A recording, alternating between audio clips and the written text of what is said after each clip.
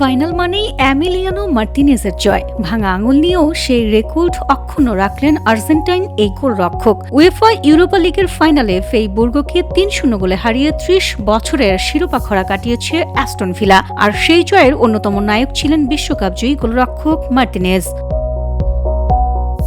ইস্তাম্বুলের Besiktas পার্কে match শুরুর আগেই ওয়ার্ম আপে আঙুলে চোট পান তিনি। পরে জানা যায় তার আঙুল ভেঙে গিয়েছে, কিন্তু ব্যথা নিয়ে পুরো ৯০ মিনিট খেলেছেন দিবো মার্তিনেজ। ম্যাচ শেষে তিনি বলেন, বল ধরতে গেলে আঙুল অন্যদিকে সরে যাচ্ছিল, তবুও দলের জন্য লড়াই চালিয়ে গিয়েছি।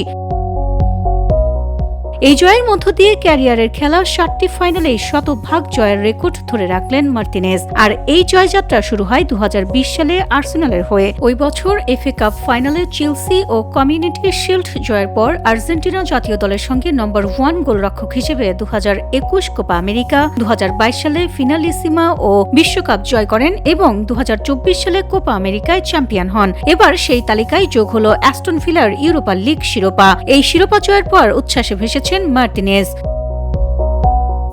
VOD Bangla news desk.